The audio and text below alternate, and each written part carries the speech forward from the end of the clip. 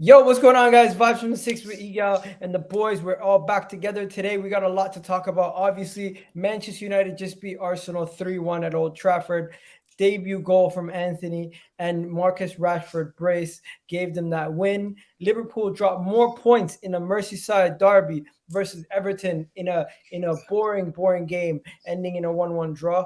Obviously, you got a lot of VAR controversy this weekend with the not with Liverpool, with the West Ham and Chelsea situation, with obviously Newcastle and their game. You see, with Crystal Palace and Newcastle and the PGML have had enough. In addition to the fact that the Villa game, some people felt like Villa were robbed by Manchester City. But we're gonna get into all that. What Arsenal robbed today? No. Arsenal didn't deliver. But and then you got Tottenham. Tottenham just doing what they do. Tottenham nowadays, you got to give them credit. Even though they're not like smashing teams 4-5-0, they're just getting the wins and they're moving on with their day. And that's all you need to do. But yeah, top of the table still Arsenal, even though we lost today. But yeah, let's get into it. What are we saying? AK, let's start with you. Since we're gonna talk about Man United Arsenal, and you're gonna be the first one to go. Take it away. What do you got to talk about? You got anything you want to get off your chest? Get it off your chest now. I have a lot to get off my chest, but we're gonna wait. Which I'm saying, we got a long show ahead of us, and I want to get some of the lads involved before I go on the 20-minute speech. But what I will say is, you Arsenal fans, there's something wrong with you, man. You man's heads don't function the way normal human beings' heads function. You know what I'm saying? When everyone else is thinking this is a left turn, it's a no entry, you lot think it's an entry and you lot just want to go in. There is something wrong with you. You guys seem to have this belief that every little thing your football club does, you exaggerate it by times 10, times 20, times 30, times 50. People are telling me about Gabriel Jesus. I think Gabriel Jesus was phenomenal today, by the way. Can't take nothing away from him. I think he played very, very well. But the truth is, as good as he was, my centre-backs did what they were supposed to do. They handled him. They took care of him. There was times when he got the better of them and there was someone else there to cover. It never turned... It didn't turn clinical. Well, I mean, apart from that one goal, which we will get to, it didn't turn clinical. He did cause them problems, but they took care of it and they did their job. Bukayo Saka, he's so lucky he got that goal because he's now going to slide under the radar because of how fucking shit he is. He will completely slide under the radar just because he got a goal. He tried Malacia at the first half right at the beginning and absolutely cooked him and then went missing for 50 minutes until he scored a goal. That was Bukayo Saka's game. And then after that, did hardly anything. Didn't try and take a man on. Every single time cutting inside, never going on the outside. Always trying to cut inside and play a 1-2. And I think after the third time, we figured it out. And it was absolutely fine. We were dealing with it every single time. Martinelli, I mean, there's a player in there, and I heard Arsenal fans been saying there's a player in there, and I can see what they mean. That explosiveness, that the ability to take on a man, all of that shit is good, but he can't do any of that when he's playing left back, bro. Do you know what I'm saying? When you need a goal, and probably your most threatening player in the first half is on the left-hand side of a back four, it doesn't look good. It doesn't look good. Your manager today grabbed the bottle, he took the lid off, and he absolutely threw it on the floor. Didn't know what to do. Had no clue what to do. He came up against a tactician. This is what happens when you play against teams that know what they're doing. Let me tell you, look, because this is going to go under the radar. People are going to talk about the players. People are going to talk about the mistakes. People are going to talk about the refs. People are going to talk about the goals, whatever. Let's have a look at Erik ten Hag for 1 second here. Before the game, they asked him, Zinchenko loves tucking into that midfield to create an extra man. How are you going to deal with it? Do you know what man said? Looked straight in the lens and said, don't worry, I got something for him. He said, I got something for him. We got a solution to that problem. Where was Zinchenko today? I don't know about you, but Zinchenko had a decent game besides... He absolutely did not. I did not see him for the duration. Until he got hooked, I did not see him, bro. I'll keep it real with you. Man did barely anything. Barely anything. He probably thought he was still playing for Man City because he didn't completely nullified. Next one. You know, AK, in the first 5 minutes, I see him do a nice control from the air. Then after that, I didn't really. Do you remember? I don't remember seeing. I don't even remember that control. Maybe I was too busy taking in the Old Trafford atmosphere and I couldn't even see that one. But then you have Odegaard, who I think Daps is gonna come soon. Don't worry. I think is a very, very good player. But let's be real. Apart from certain phases today, Odegaard was not really there. He went back to the Odegaard on away days, bro. We've been talking about this. He was away day Odegaard. Man missed a clear cut opportunity. He got the pass for the goal, which I'll give him credit for as well. That was a really he cut through our defense with that pass. But apart from that, he kept on trying the same thing, create an extra man and play that inverted run every single time to Saka. And we figured it. People need to understand. We figured it out, and it wasn't working anymore, bro. Play that complete. Ooh, I don't like hearing myself. Completely nullified as well. You have Gabriel Jesus. The difference between the two teams today. You had one number 9. No, continue. Sorry. Hey, God, now you're just ruining my flow for fun. You had. I'll take the difference between the two number 9s today. You had one number 9 who spent 70 minutes of the game thinking it was still carnival, twerking on man, washing up against them, or pushing up on man. And you had the other number 9 who had Saliba's head on a 180 spin cycle the whole game and finished these chances when he got them. That is the difference. The biggest difference on that pitch today was Odegaard and Eriksen. Eriksen for free. When in doubt, give the ball to Eriksen, bro. The man knows what to do at every moment of the game, knows when to play the ball, knows when to make a run, knows when to sit back, knows when to go. He was fucking brilliant. He was running the show every time we got the ball. And people are talking about, but Arsenal played really well and United were poor, blah, blah, blah. United played their game plan to perfection. In my opinion, they played their game plan to perfection. That was and Busquets is going to love this one if he's watching. That was a classic Oli top 6 performance. Yes. A classic Ole Gunnar Solskjaer top 6 performance, bro. Let them get onto you. Let them get the confidence. Let them start pushing their fullbacks up. Let them think they can play the ball around. And bam, counter.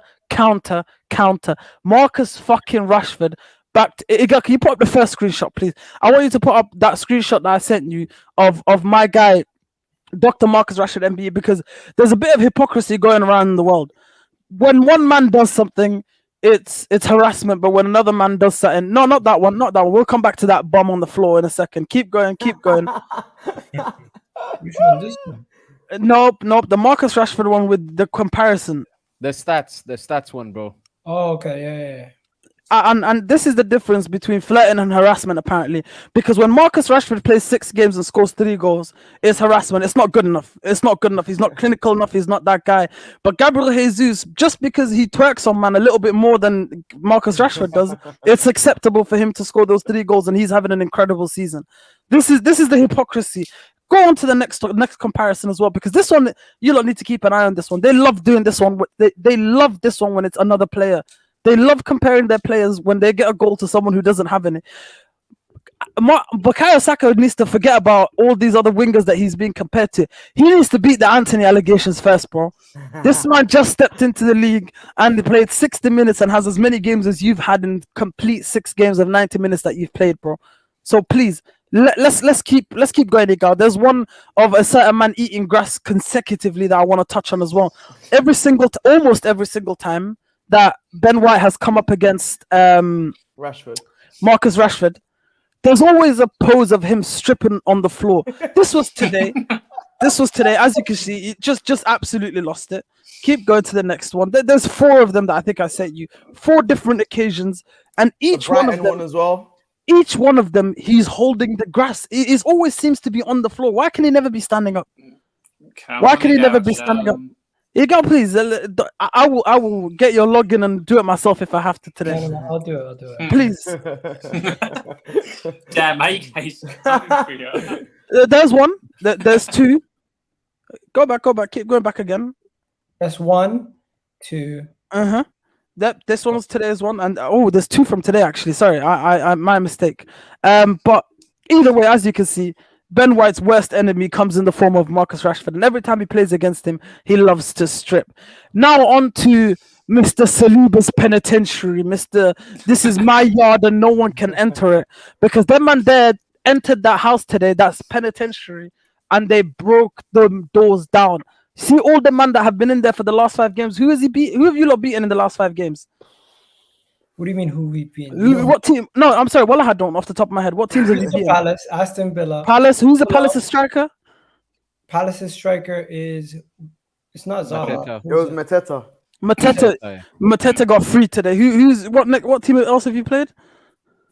We got Mitrovic. He scored. Mitrovic got if he was in there, he got free today as well when them doors got broken open. Anyone else?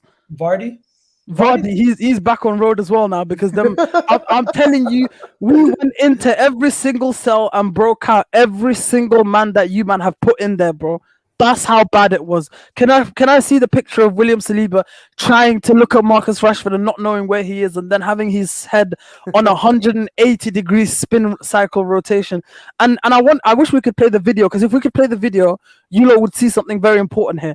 This man does not have that mentality, because as soon as Marcus Rashford is gone, he stops. When you look get a chance, go back and watch the video. He got caught flat-footed. What are you talking about? The man stopped running. The man completely stopped running. You're not Virgil van Dijk, bro. You ain't got them years under your belt to stop running, bro. I'll be real. You got 5 games against 5 teams that have never competed for a Premier League, and now you want to stop running when man run past you. You don't have that sauce. I'll be real. You don't have that sauce yet. He's supposed to be running until he hits the post, bro. AK, you've been going for 11 minutes. And I still got another 3 minutes to go, so I'm gonna keep going. Unless, sorry, any of my other panelists have a problem with me carrying on. Carry on. No, lovely. Is it? We'd love to see it. No, I'll be real. I ain't got that much to say really. That's. I think I've gone through all my screenshots. Have I got any more screenshots left to go? Yeah, you do have one. Which one do I have left? You forgot Ten Hag. Oh, put him up. You should have put him up earlier when I was speaking about him, but put him up. Let's just admire him for a second. Mad manager. Just admire. I haven't got nothing to say. Just admire the man, because this man here is going to win Manchester United trophies. This man here is going to take Manchester United back to the very top. Not yet, not anytime soon, not today or tomorrow, this year, maybe not even next year. But if we back this man and give him what he needs, he will be taking us exactly where we need to go, bro. Any more? I think I got one more of Marcus Rashford and the scoreline, I think. Yeah, you do. Yeah, put that one up as well, God. This one's just for you. Just to remind you that you lost 3-1 today. Listen, I know that we lost 3-1. No, I just need you to put it up, please. Thank you very much. There you go. And ladies and gentlemen, I'm going to end my speech by saying the full-time score today: the mighty Manchester United 3, Water Pistol Gooners 1. Big up my guy, Antony. How did I forget about Antony? I told you, man, he was going to stop. I told you, man. Oh, my God. Yo. I told you, man, yesterday. Monty, what did I tell you, man, yesterday? I told you that my fucking winger would start and my winger will back. I said the same thing. What are you talking about? Oh, we're on the same page. Oh, we're on the same page. I think we're on the team. Why are you attacking? Egal. Sorry, Monty. AK, listen to this, yeah? Let Rum jump in after. No, I'm done. That's it. Big up, I'm going to bring it down, Egal. Don't worry. I'm going to bring it down with a nice question. Wait. You can't talk as well after what we did to you. Just hold on 1 sec, yeah? God, Egal, remember yesterday's show? Who was saying Antony to start? Who? How many United fans were on the panel? And it was only me, and they were trying to cuss me, say he's not ready, bringing Alanga. I said no. Ronaldo was starting.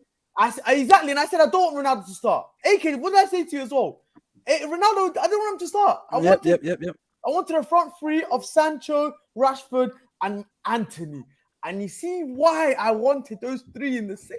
Bro, we literally saw it today. The way he kissed the badge, I almost cried. Oh, he grabbed it and said this.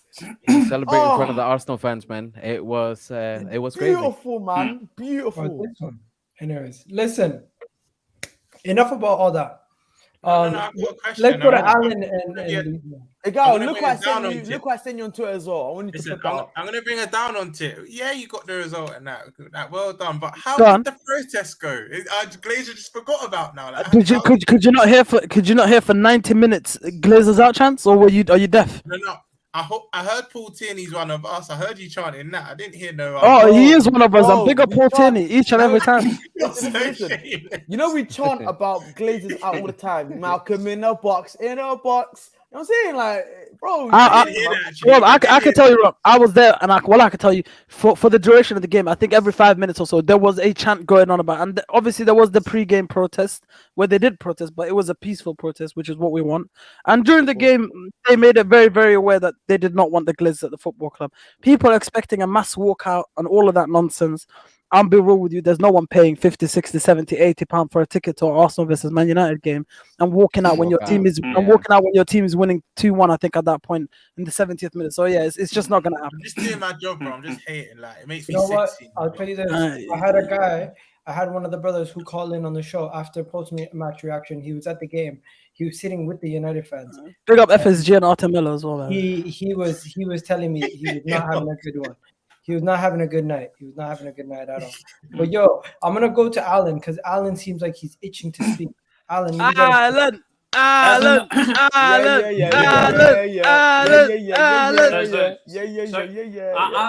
I'm an unbiased Spurs fan. This is gonna come. This is just me speaking facts. I'm not gonna come for anyone. Well, celebrate with us. Go No. on.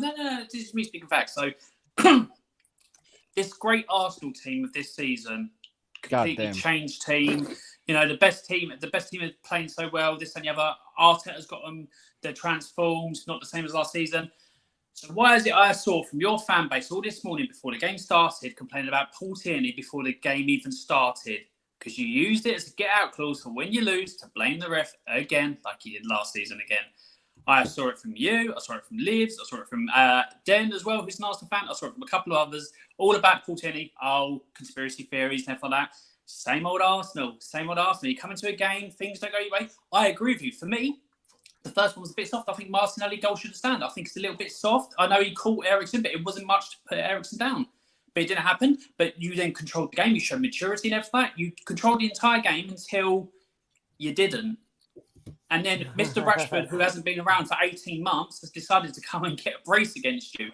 Saliba, who's meant to be the best defender in the Premier League. The Mbappe centre-backs, yeah? Moses, he parted like the Red Sea for that second goal. Oh my God, the entire Man United team could have walked in there. You could have had the entire Old Trafford walk straight through that middle of that thing like that. He was like, go on, I ain't getting near you, Rashford. This is the thing that I was talking about. Arsenal fans are the gift that keep on giving all the time. Like on the terrace the other night, shout out to the full terrace. I was going on about last season and all that because you fouled, like you dropped off, you capitulated and everything like that. And then all I was getting was smiles that you can't compare to last season and all that. And earlier on this season, what did you do? You fell apart. And what did you do last season where you lost back-to-back games? What will you do this season? What will you do in your next game in the Premier League? You're going to lose back-to-back games because same Arsenal, same Arteta with his cones, his little light bulb talk and all that. No one cares. It's exactly what Arsenal do, and you'll never get back to where you want to be with that manager, with those players. Young, we do it young. We're buying young, all that by design. You're copying Tottenham from 4 or 5 years ago, and you're doing worse than we did and all that on the pod. It's just you're a B-Tech Tottenham copy, and you're going nowhere. Simple as that. You know what? And you'll continue that way. It will continue that way. It's not a Tottenham copy because we've actually won silverware under Arteta. So let's go back. As your whole club. You've won a trophy. Hold on. You've won a trophy under Arteta. That's your trigger point. No. Okay. You've won a trophy under Arteta because it's the whole by young. But you didn't win it with Arteta's team. You won it with Emery's team. Remember that. No, we won. That is a fact. That is a fact. He's spin. No, we won a trophy with Emery's team. First 6 months. You've now done what Arteta's with 3 Emery's seasons and you've team. won nothing and gone backwards. It doesn't matter. It doesn't negate the point that Mikel Arteta was manager when he won the trophy. Listen, I got a question, yeah. And I'm sad that there's not going to be a season 2 of All or Nothing Arsenal, innit? But did you play like glory Man United? Did you play 20 times Man United? You know, like the speakers in the training ground. Like, I just want to know, how did you prepare for this game? Alan, you got some support from the chat. Josh Smith is saying, big up Alan. Let's enjoy the Arsenal tears. You know what? You guys enjoy it. You guys enjoy it, whatever. Arsenal get battered everywhere they go. Anyways, let's go to Mojo. Maybe Mojo will actually speak about the goal scorers, Rashford and Antony. What are you saying, Mojo? I'm gonna start where it needs to be started. They all laughed at us when we said Arsenal are their own worst enemy, and today they played some fantastic football. But unfortunately, you capitulated and lost to a Man United team that you lot were disrespecting, saying that a fit Thomas Partey starts ahead of Casemiro. That's what you lot were saying. You lot were telling us Saliba is better than Varane. He's better than flipping Van Dijk, who's apparently nothing. And all of a sudden now, 3-1, and we're not just talking about, oh no, but we're top of the league. It doesn't matter that we lost. Now we suddenly don't want to talk about the loss. We told you it's a long season. 6 games in, and Arsenal fans today were telling me all the stuff that I could hear about excuses. They did not want to give Man United their credit. Man United played a perfect game plan. They understood they're not going to be able to keep possession against a team that, unfortunately, they don't have the profile to keep possession in. And guess what? Erik ten Hag, game week 6, has understood his team and put out a perfect game plan to get his boys performing. The fact that Saliba, for me, stripped for that goal was shocking, because this is a guy you guys have rated so highly. High potential, don't get me wrong, but you lot put him up in this damn ass pedestal where you said, you know what, Saliba? He's untouchable. Yeah, Saliba. No, you listen, said he's untouchable. Half these guys are trolling on the internet. You take Twitter people seriously. Okay, no, but sorry, it's bro. what you said as well. Let's not. It's No, bro, listen, it's what you I said don't as care. well. I still believe Saliba is a top talent and one of the best youngsters in the world when it comes to center back. He's probably the best young center back in world football. And this is where the issue lies. The I best. still agree with How that. can you say that? There's a centre back called Listen, Konate, and there's a centre back called you can't say that. You push way too You soon can't after say fans. this is what I mean, bro. He hasn't He's proven actually anything rated. yet. 1 second. He's actually rated higher within the French setup and within France than Fofana and Konate. That is a reality. Okay. Brother, Wait, hold on. Fofana was injured for a whole year. So why are we even bothering to compare this thing? Konate doesn't have a starting place at Liverpool, but when he has played, has been a massive part, and he's part of their future. So the fact of the matter is, these comparisons that Arsenal fans conveniently make is to run a certain narrative that their players are the best players. And if you lot have the best players and play the best football, you should have battered Man United today. You didn't. You lost the game, bro, and rightly so.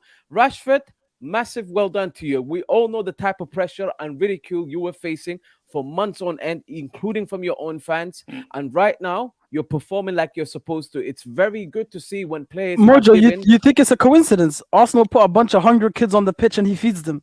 Oh, God damn. God. I wasn't ready for that one. I can't lie. But like we have to say it as it is, guys. I am honestly impressed that Man United were able to get that win. But let's call it what it is. Mikel Arteta committed suicide on that pitch. That changes he made completely exposed that midfield, and that third goal happening the way that it did. There's 20 minutes to go in the game, and your manager completely lost his head and changed the whole game plan just to go all on the attack for them to counter you the same way that you've been countered the whole damn game. It made no sense. And that type of game management is what loses you big games, because all of a sudden you face a team that is able to finish chances. What do you get? A loss for Arsenal. Deservedly so. Man United, credit to you lot. Let's be frankly honest. After the start of the season that this team had, the fact that you've had 4 wins on the bounce, it's massive. And it's honestly going to give confidence to your players, to your manager. And it'll be interesting to see how this team kind of fares. And obviously, I hate to see it. I can't lie to you lot. As a Chelsea fan, I want my team to do better than all of you lot. But at the end of the day, credit where credit is due, man. You lot did well. You won the game, and the pressure was on you lot. Just to bring some reality back as well. This is me getting hyped, or Monty getting hyped after this United win. This is not us getting carried away and saying, oh, this United team is perfect, or this or that or that. There will be embarrassing results down the line. Of course, we will lose stupid games that we shouldn't lose. We will probably play games where we look horrible. This team is far from complete. I don't even think we've seen Ten Hag ball yet. What we're seeing at the moment is a team just coping with what they have and getting used to the system and slowly getting to where they need to be. This United team is so far from the finished article. But I can guarantee you, as the season goes on, and especially this set 11 now, which looks like we know what most of the 11 is going to be, starts to play together more often. As Ericsson said today after the game, the understanding that they have between them now and the understanding they had between them during at that Liverpool game, he said it's miles apart. He said when he gets the ball, he knows where everyone's going to be because of those training sessions and playing those couple of games together and understanding positional play and all of that stuff. All of that shit will improve. Attacking sense, we will improve, and defensively, we will get better. but that will come with time. Can I just say as well And before you if- go, Monty? Go on. I'm gonna have to get up. I just got a phone call that I really need to go attend to. I do apologize. I'm gonna try and jump back in if I can. No, a you're bit, good. You're good. but You're good. I'm gonna have to Okay, fly off bro. for now. Love and guidance to everyone. Hold that, Igal. Hold that fucking Rums, hold that as well. Your shit team. Alan, well done. Alan, congratulations. Great team. You know what? The love I have for Spurs. If I wasn't a United fan, I'd be a Spurs fan. That team is incredible. And fuck you, Mojo, as well, man. To win nothing. You're gonna be a Spurs fan to win nothing. Yeah. God damn, bro. But listen. Okay. You could spend 400 million and struggle for mid-table anyway. I'm not struggling for mid-table, but all right, carry on. There's a question there from Arsenal Edition, thinking it's a gotcha question that I won't answer it. Okay, Spurs last won a trophy in 2008. That's good. Let's go back 20 years when you guys win everything and Spurs weren't even finishing in the top half. Let's look at the transformation in Spurs and where we are compared to you. You even named the day after because you used to finish ahead of us, which you haven't done for 6 years. You're like Ian Bill. I've got nothing left because all you can do is go back to that trophy comment because that's all Arsenal have got nowadays. And when Spurs win a trophy, then what will you do? Sit there and be like, so you're pathetic as a fan base because that's all you have left. Deal with it. Congratulations. Good for you. You got what a question. What a question. Listen, what's the point? What's the point of playing football, ladies and gentlemen? To win. To win, Yeah, right? to win. Yeah, and Spurs win games. Yeah.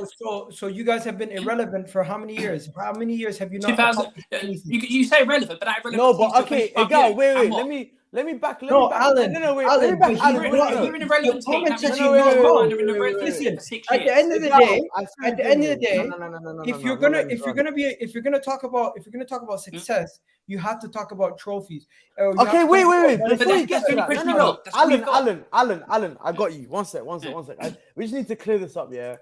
When Arsenal was winning Premier Leagues, Spurs was not even in this conversation at all because of the situation that their club was. Their transformation over the last 20 years has been noticeable, especially under Poch. That's when Spurs became like a household name, if you want to call it. Yeah. So Exactly, because so what I'm trying to, of course, they might not have, let's say, the trophies of like decades, like the last couple of like last few years to even say anything. Even when they had their good team with Poch and they had Dembele in midfield and Eriksen controlling games, they should have won stuff. That's fact. But you can't take away Arsenal being this. Spurs was here, not even in picture, and now the gap all of a sudden. Let me Do you want to know the funny thing? Go back and look at the stats and all that. Before Wenger came in, we had more FA Cups than you, more League Cups than you, more European trophies than you. The only thing you had that's better than is the Premier League and all that. It's only when Arsene Wenger came in that you ended up passing us in those two in the FA Cups, and you still haven't been passing the European trophies. So FA Cups and more league trophies and all that. So you overhauled us in the FA Cup and all that only when Arsene Wenger came in. So let me so hear before this. that, I could have gone. Oh, look. Okay, can we just fully make this a Tottenham section now and finish the Arsenal and United thing? Yeah, let's talk about a team that won this weekend, guys. Okay, so yeah, what happened in that game? We won. Once again, Mojo was gonna say something. Mojo, what were you gonna say?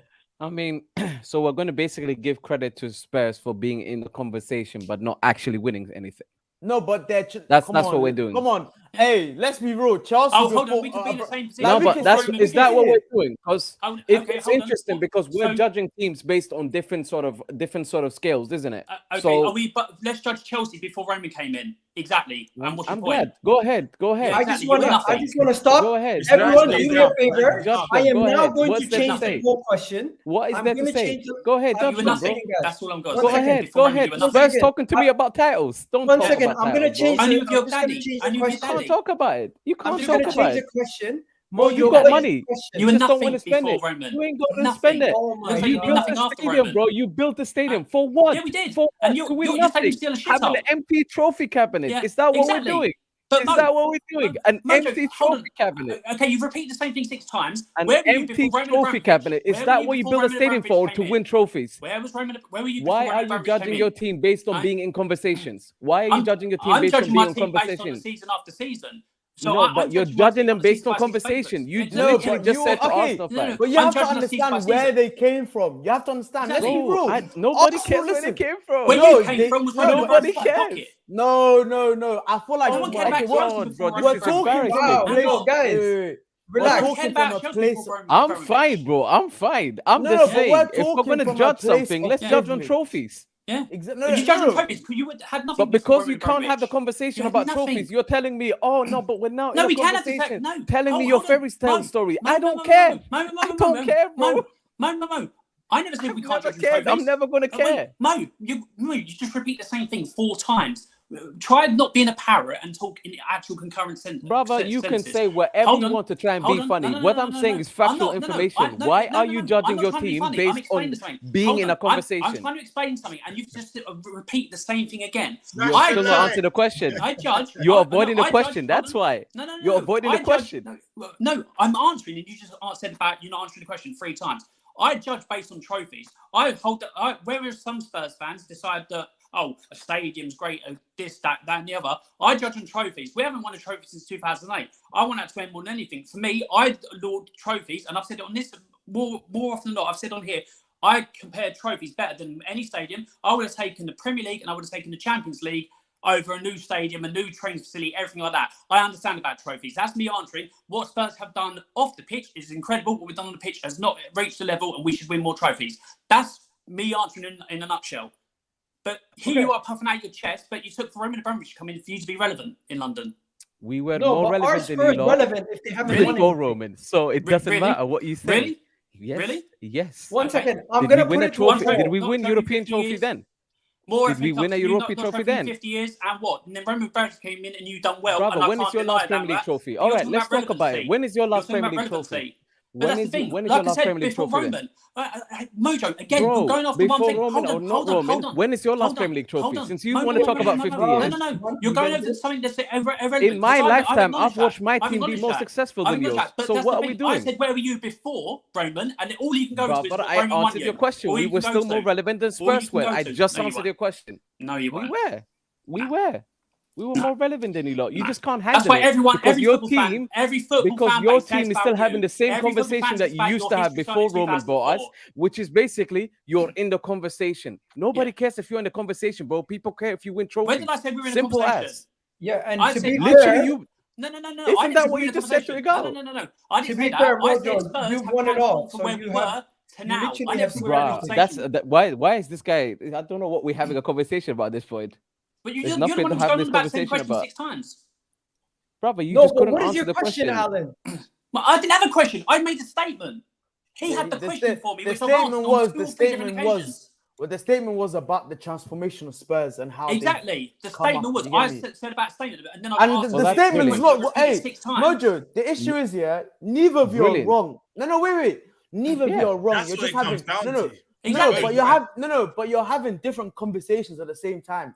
If we're looking at Chelsea, yes, Chelsea have been far more successful on the pitch over the last 20 years. You man have been the most More one of than the most anyone, by the Yeah, way. that's what I was about to say. More than any other club, far the most successful team. 2 Champions Leagues in my lifetime. That's crazy. You know what I'm saying? But at the same time, we cannot deny Spurs' transformation. What Alan Brother. is saying, but what Alan is saying holds He's not weight denying it, but he's just saying it's not I'm not success. denying it. No, But the I'm, thing okay. But I is- never said it was success. No. If no one said it was success, we're just What It's success a came out of transformation. But Transformation this of Spurs from what we transformation, were 20 Cool. years ago. We were Wait, barely let surviving Merge in go. the Let Merge go. Go this ahead. transformation that we speak about, right? I'd have far more respect for it if we're talking in terms of trophies. The fact of the matter is, I've always acknowledged that Spurs were a very well-run club, especially under Pochettino. And at that time, even as a Chelsea fan, I was like, you know what? I might not like them as a club, and they might be my rivals, but this is a well-run club. And then you did what you did to Pochettino. And in my eyes, ever since then, bro, I have no respect for this team, because at the end of the day, what you do is you deflect away from your mediocrity in my eyes. Your team, as much as they've done transformation, bro, you have gotten to a certain stage, and instead of saying, now we need to get to the next level, you've built a whole stadium for you to win trophies. That's what we need to have the conversation okay. Oh my about. God. And Mojo, time you're will going come. literally... Time will come. Mojo, you're basically saying which is what I've what been I'm saying just saying. for... You're But saying... this brother is saying we but- spent 400 wait. million. Where were you before Roman? All you did Exactly. was buy Where your were you? stuff. But that's the thing. It's a All true I can say statement. to Where you were is, brother, even though we have spent the money that we have spent, it's Yeah. not like you had no money to actually try and compete. You had money, you chose to prioritize it otherwise. Yeah, That is on you, that's the not thing. on But us. hold on, That is Mojo, on but I'm you. not saying that. I'm not deflecting. I'm not saying it's on other. It's on not on us. I've said that. So why, Mojo, I've been why are here you numerous using it to times. try and downplay what No. we've achieved? I'm not. How am I? You were saying trying to do the thing because I said Spurs' It's what I'm transformation. saying, bro. No. Oh my God, This why is are you what I'm saying, waffling? bro. Listen, I said Spurs' transformation has gone from back in when I first started supporting Spurs, we were finishing 14th, barely surviving. I remember we had to beat Wimbledon the week before to stay in the Premier League. The penultimate week. That's where we started from when I started supporting them. That's how bad we were. So the transformation in Spurs over the years, not all been good.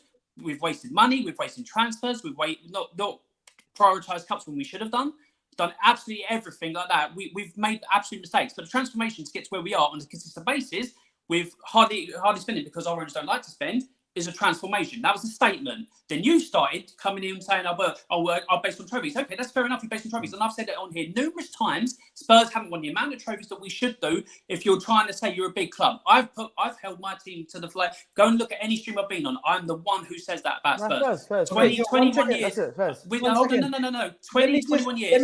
Let me finish. We have a lot 21 of years. With one trophy, it's not good enough for the championship. We have a lot but of. You're the one who started coming with that, so I didn't turn it back on you, and you didn't like it, and then you started going about trophies when I've already agreed with you. Alan, it's done. It's done. We're gonna move on now. It is done. But before we move on, I just want to say, Ram and Monty, did you guys watch Tottenham's game this weekend? I did actually. I did. And you know what? Because I love my team to do the same right now, and I think Alan would agree. It wasn't the most aesthetically pleasing performance, but they got the job done. At this stage of the season, you just need to get the 3 points over the line. I think Richarlison was excellent. I'm not the biggest admirer of Richarlison, but I think he was excellent. Kane, again, I think he had spells in this game, but again, he got the all-important goal. Mitro, I thought Fulham were quite underwhelming. Like they had a game plan, they were hitting them on the counter, whatnot. Brilliant finish from Mitro. But as for Spurs, they just did what needed to be done. Like, it doesn't matter if it wasn't pleasing to the eye; they just did what needed to be done. I'd love my club to do that right now, but yeah. Can you Liverpool's next, comment actually. from Josh? Can you Liverpool's put that comment next. from Josh? Can you put that comment from Josh, please? About people who just aren't listening. People aren't listening because obviously I said everything that I need to say beforehand. And then somebody didn't like the comment I made, like a joke about 400 million and mid-table and all that. And obviously that's why they carried it on. Bravo, you still carrying on. Yeah, just to prove a point. I don't know You what didn't like carrying on, bro. Okay, let's move on. Let's move on to Liverpool now, because not only I ain't crying, bro. I'm fine. Not only is Monty loving life because he beat Arsenal, but Liverpool's dropping points left, right, center.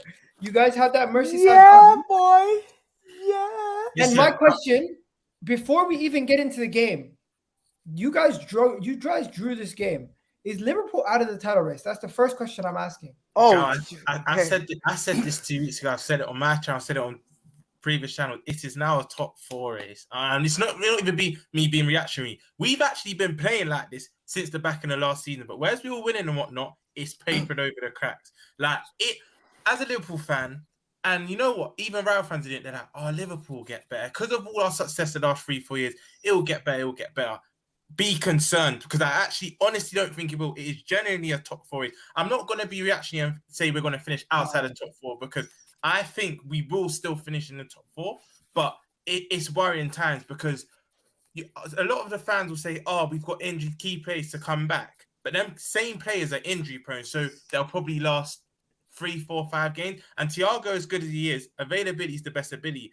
He tries to do a shoelace and his hamstring pops out. Like same as Kane. They don't last that long. And Salah, I said he's been amazing for us. He's had 5 elite seasons in a row. But I said after big bumper contracts, only a few players have gone on to another level after contract. And I'll say KDB and Sterling. Normally, when you sign that big contract, we've seen it with the Aubameyangs. We've seen it with, obviously, Rashford. Looks like he's on the come up again, but we've seen it with the Rashford. There's probably more I can't think of top of my head. But if you're paying a guy 350 K a week, he has to be doing more. And some fans will say we're not giving him the ball enough, but you have to be that guy. You're the guy that we look to.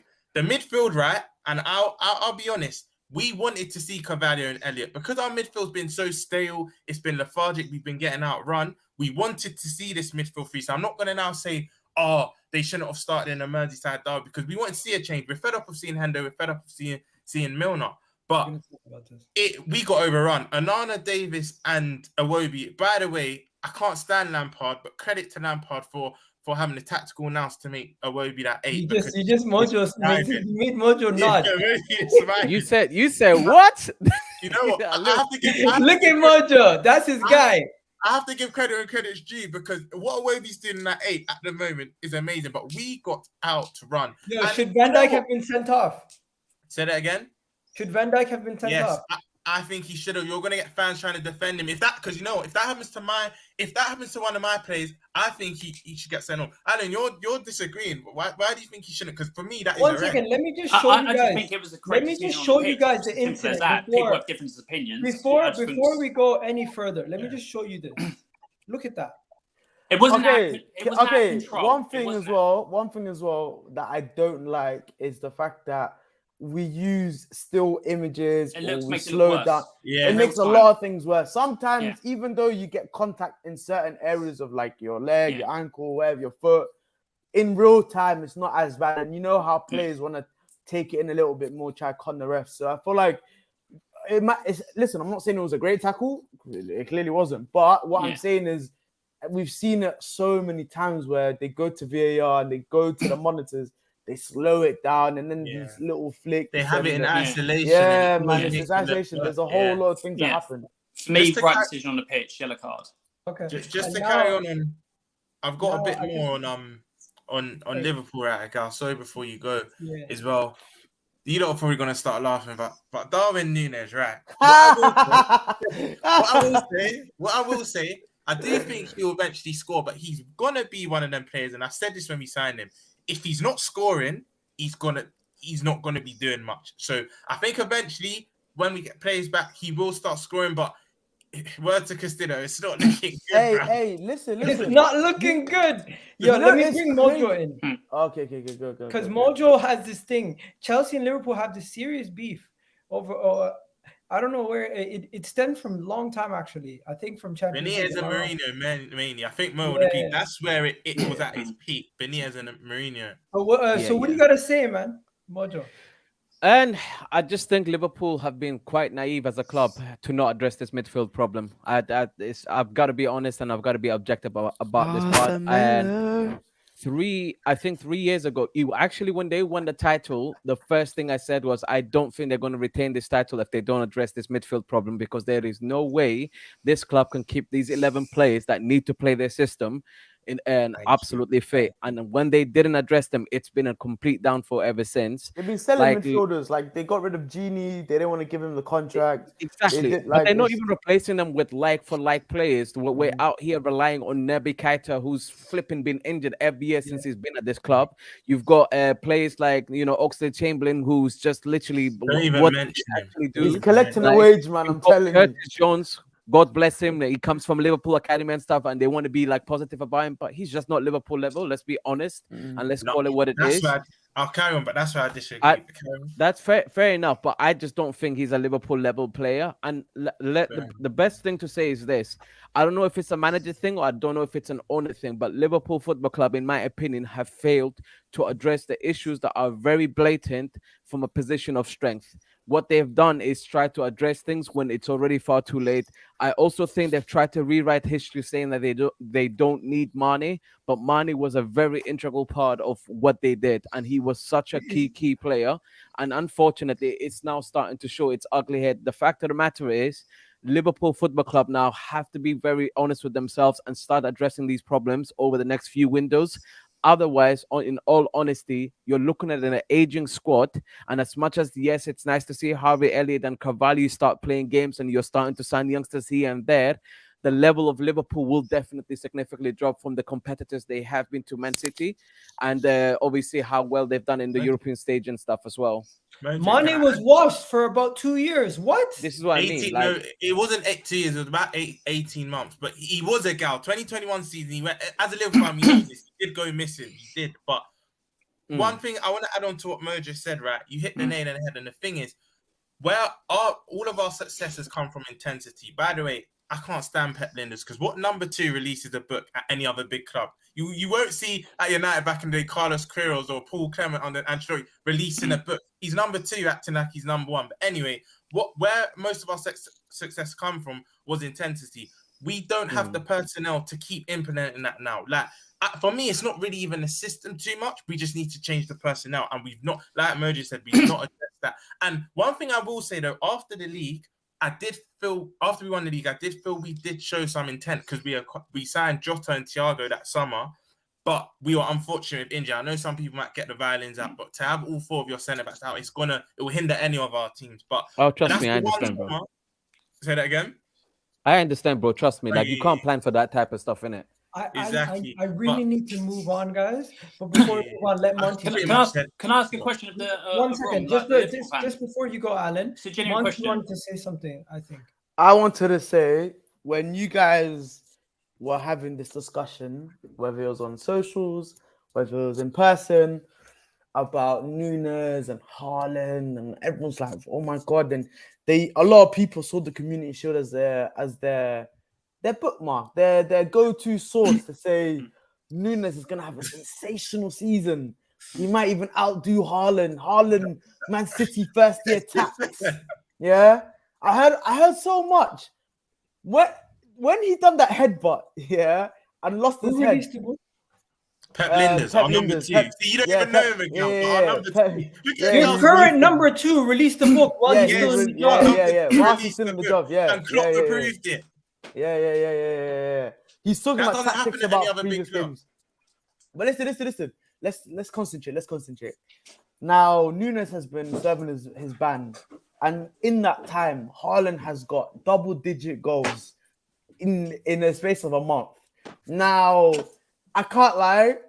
First and foremost, Haaland, I apologize for even thinking about Nunes and you in the same sentence. Because what's happening this year, Nunes, I can't lie, you got to take a break, man. You got to fight for like Jesus and them, man. You know what I'm saying? Like, even Mitchell's having a great season. Just battle out with them. Haaland right now is doing something crazy. We can't really contest that. Even when they were signed, bro, I blame the media, but I get it. Two of the best clubs in England, both signing number 9, both kind of gonna have to go through a transition in the way they play. So I get it. But if you're a smart Liverpool fan, the smart ones knew Haaland's another level. I never even compared the two. You know what tipped it over the edge? Haaland has more goals than your club. Then I think how many? Yes, he's got more goals than every other team in the league. Yes, we get that whole. How many goals he has? He has 10 goals by himself. 10. How many goals does Tottenham have this season? We've got barely any. They've got 12. What about Chelsea? Yeah. We're on 8. We're suffering. He's only scored more than Chelsea.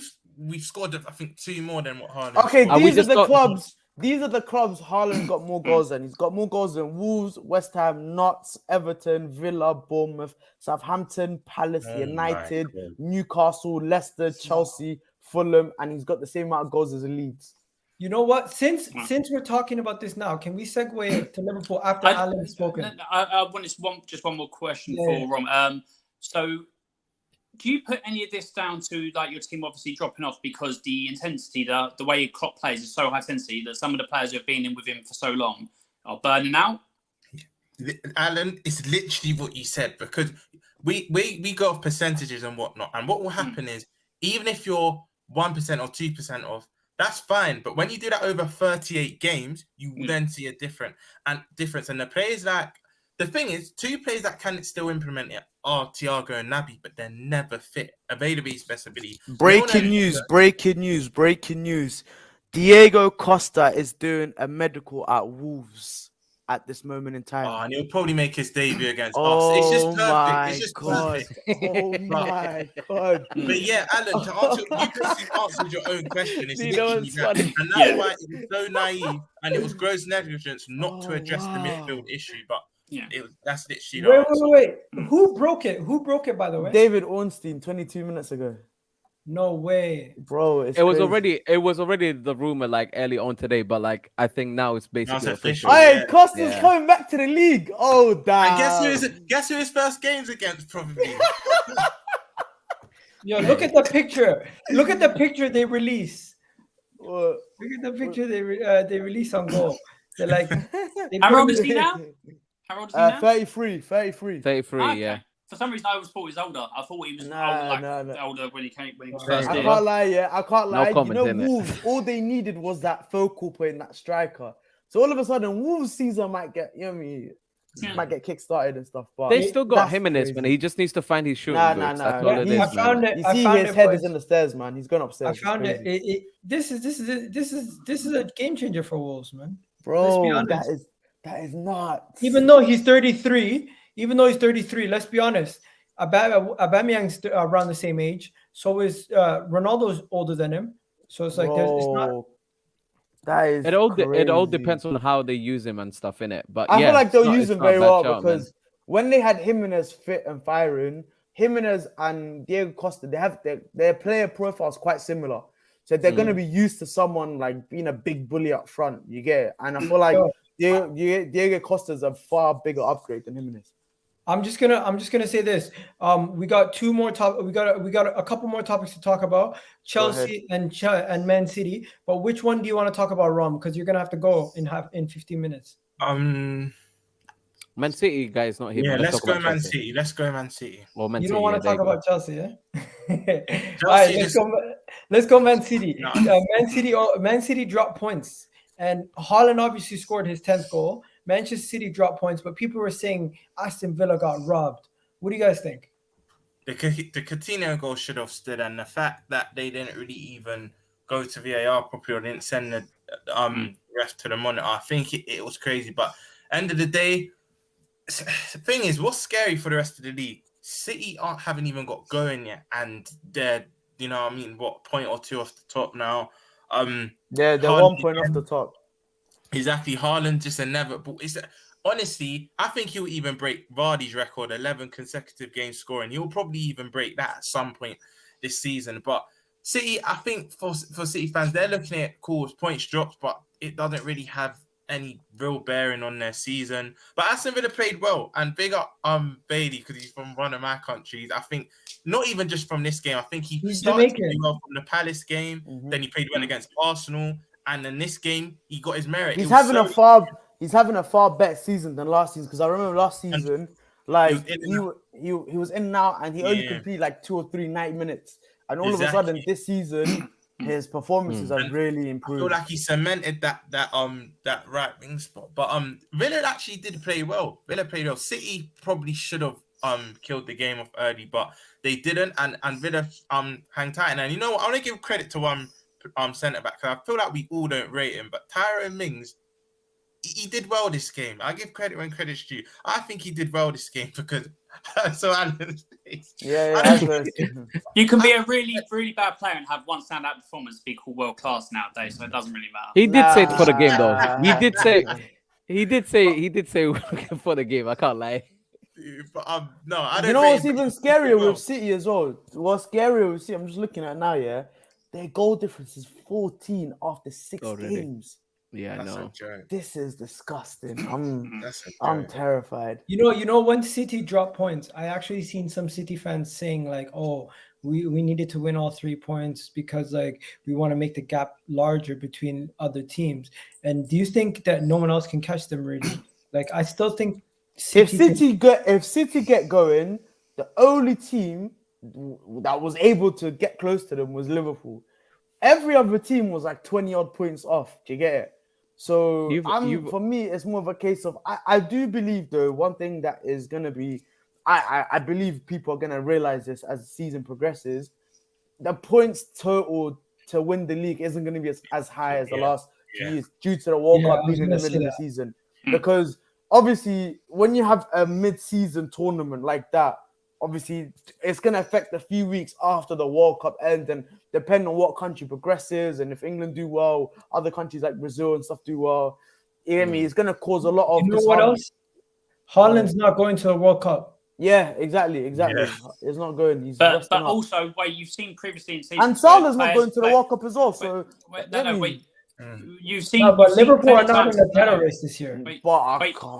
You've seen plenty of times with teams that have more time off than others, or players that have time, like do come out, don't always play the best. So the break for Haaland without playing competitive football might damage, like not damage him, because obviously he's a great player, but might the consistent affect him. consistent not run, consistent play, might have a bearing on him that way. So you won't know until after the World Cup where everything plays. Potentially, but I do believe. So, before you go for it, obviously, when we're talking about the big hitters, I think Liverpool be far better off with like the World Cup being in the middle of the season due to the fact that like Robertson's not going, Salah's not going, like there's so many. Diaz is not going. Like you're gonna have so many players that are normally in your 11 that you can work with and give them a rest, of course, but have that extra training session where they can, fix up, and then maybe they could be the team when the season does restart and get going again. They could be actually hitting the grounds running again, rather than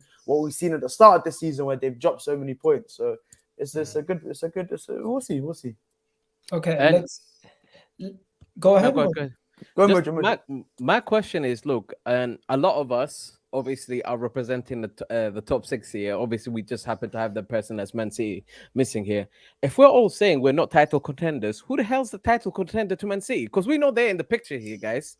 But who's I honestly think the picture is not clear right now. It's so early that nobody really wants to go up and say, you know what, we're going to actually be in that mix. Like no team has performed to that level.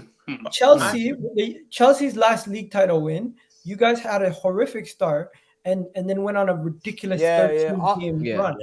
So it just whoever goes on a 10-game undefeated streak in the Premier League is going to be in the title race come World Cup. And it also depends on how. Okay, another factor is that when the World Cup starts, like late November, obviously you're gonna have a week where there's no Premier League football and it's just preparation for the World Cup. Depending on that point there, we need to see the league table. What's the situation saying? Exactly. Yeah. If there's a big gap already, or if it's very, like 1 point, like determines if you get like how many games would we have played by then? That's what I'm wondering. 10 to 12ish, and then you go for the World Cup. It's gonna be so strange, man. It's gonna be weird. It's gonna be so weird. But we're already seeing like right now. Like if I go, I'm gonna pull up Arsenal's fixtures here because this was something that I wanted to point out, especially after them losing to us, of course. Their next few games, I had to slide down, you know what I'm saying? But their next game obviously is Everton at home, which I do believe they'll get the job done. Then their next few games before the World Cup starts is outrageous. The month of October, you have Spurs at the Emirates. You have back-to-back. After that, you have Liverpool. Then you go away to Leeds, and Leeds are looking really, really good right now. And then after that, you have Man City. That is a crazy. Whose fixtures is that? Arsenal have Spurs. No, have you seen? Everybody has somewhat. Our October's probably worse than theirs. Liverpool's fixtures are bad. Okay, I'm on Liverpool right now. Yeah, you guys have Wolves. You have Wolves coming up. Then you have Chelsea, Brighton in between that. Then you have Arsenal, City, West Ham. So ours isn't too bad. Ours is a bit hard. Okay, so Spurs. I'm looking at Spurs has the North London derby 1st of October. You have Brighton, Everton, and then your next big game in October is United on the 19th. I know, but we've got City. Your next game is City. Let's just do it this way. Alan, you're their bogey team. I can tell you the Chelsea one right now. I've got the Chelsea one right in front of me. I've rubbed it in Man City faces like too much last season. It's going to come back to bite me. So we don't look at Chelsea. Guys, what are you doing? My fun. Let's see. No, it's not. Oh, okay. Sorry, guys. My wife's doing something else. Like, what the hell are you doing? Anyways, so yeah, that's good. Everton, Brentford, Tottenham, Liverpool. Oh, by the way, Egal, to answer your question, that's not hard. We're playing 16 Premier League games before the World Cup starts. Man City's fixtures. Let's see theirs because they got Tottenham. They got Sevilla, Tottenham, Dortmund, Wolves, Manchester United, and Copenhagen. I'm not gonna lie to you. I could see them dropping more points against Tottenham. No, like I just said, I used up all of my my brownie points last season in regards to taking the piss out of Man City. They're going to do us big time both games this season. I've rubbed it in Man City's face enough. It's coming back for me. It's To not be happening. fair, United we're not looking too good as well. 'cause I we just got- think if Spurs continue to at least use these it's very obvious what Man City's weakness is. Defend well and transition well against them, and you will do absolutely fine. But if you can't defend, you're fucked. It doesn't matter how well of a transition you can get.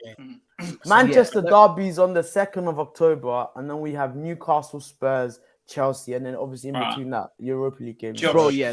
Josh, my guy, Josh, who's Spurs fan, has got, he thinks better of Spurs than me at the moment. He reckons they're not taking points off of us. I don't know what the fuck you're smoking, Josh, but I'm not agreeing with that shit. No, bro. Do Not you know what the thing is? Yo, Chelsea. let me just ask you guys this though. With the whole title race stuff, forget about that for a second. Do you guys feel like there's anything that could derail Man City's season? Themselves. Themselves, man. Complacency, injuries. Yeah. I think they lose Haaland to injury. That's going to be a big miss for them. Yeah. Because they don't have a Gabriel Jesus. They don't have a Raheem Sterling. They Suddenly have now. Alvarez. That's what I was going to say. do. You know what, Mo? I was going to say, right, maybe they might not win as they're winning now, but I rate Alvarez so highly. They're still going to win. They're still going to win. I think Alvarez, he'll relish that opportunity, and to be fair, I think you're singling out the wrong player. For me, it's KDB. If he gets injured.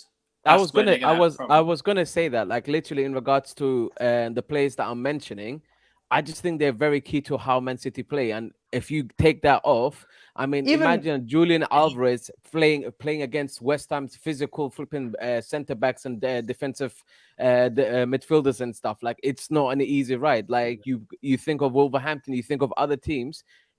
I don't think they're necessarily easy games. When it gets really physical, I think that can actually be a problem for Man City, but they can't lose these key players, in my opinion. And KDB is definitely one of them. Haaland's another one for me. But you know what, Alex? Do you not remember when? I can't remember if it was last season or the season before, when KDB got a major injury. Bernardo Silva kind of enjoyed it more. I was about to stepped up, and because he plays more of a deeper role. When KDB's not in the team, he takes that kind of second striker, number 10 role, and he just thrives. So again, Mo, I see what you're saying. Alan, but I don't think you'll see. No, that it won't, because also to add to that, when KDB is not in that midfield, they're more functioning. They're more. It's more of a cohesive unit. You have Rodgers, you have Gundogan. It's mad. It's crazy to say it. Yeah, their best midfielder isn't their best midfield, if that makes sense. Because Pep right, guys, and that we've team. Out on Vibes from the Six. We've already agreed Man City's title winners. Let's go. Just so you know, I don't agree. I think I think Man City could potentially slip up, and it could open the door for a Tottenham, a Chelsea. Don't put my name. You also say Arsenal. Don't put my name. I know it's not put my team away there. from Arsenal. My team don't belong there. I'll tell you, lot, right now, 100%. Chelsea do not belong in that title picture right now. Nor the Spurs. Okay. I would love to say it, bro. Trust me. I want to be biased. I really want to say Arsenal. Let me know. There, yeah, bro. He pointed away, deflected. I'm not trying to deflect. I'm trying to run a show here. So let's try to move on. Let's try to move on, because I don't know if you guys seen this, but this was the biggest scandal that happened over the weekend. The English referees and their running of VAR. The managers in the Premier League, the clubs in the Premier League, and the Premier League in general have reached out to the PGMOL over the scandals with VAR. They are so upset. And before we talk about the Chelsea game, I think it's fitting that we speak about this. In the Newcastle game, in the Chelsea game, in the Man City game, and plenty games before this season, there's been a lot of VAR. Even today's game to a certain extent, because let's be real. I feel like that Martinelli goal should have stood, because it was soft. Yeah, it should have. Listen, as a United fan, I'll be real.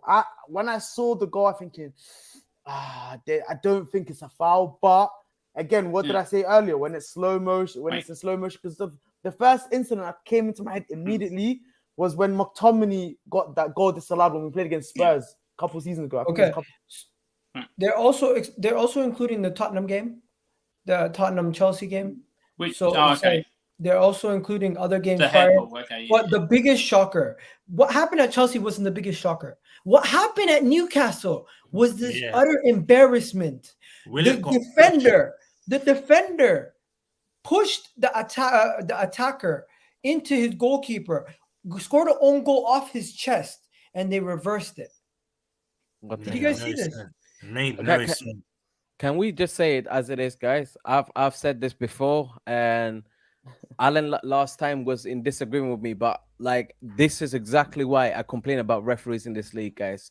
For what type of league we have here, for what type of entertainment, for what type of money is on the line, for what type of talent that is there to play a game, the amount of times we end up speaking about referees and their decision making is shocking. Right now, they want to put the focus on VAR. VAR is not the problem. It's the people that are using it. Exactly, We've got to say it. If they're corrupt, if they're biased, this is going to carry on. Other countries have the same fucking technology as us and nowhere near as much controversy. The fact of the matter is, this weekend, all that stuff happened and they seem to make it a big deal this weekend. I'm like, guys, why are we acting like this is the only weekend this shit has happened? We've had so many weekends where we've spoken about it, so many game weeks where we've said a referee has ruined the game again. Or why are they not pulling this up for VAR and they just completely ignored it like it didn't exist? And it's piss take. Literally, bro, in that same Chelsea game that happened, guys, Antonio, who's on a yellow card, literally takes down flipping Thiago Silva as if it's a wrestling match by giving him a clothesline from the back. The referee literally sees it, does nothing. VAR does nothing. He ends up scoring. And then all of that shit happens. And then all of a sudden, I'm like, take care, bro. Take care, brother. Peace. And I'm like, all I know is this.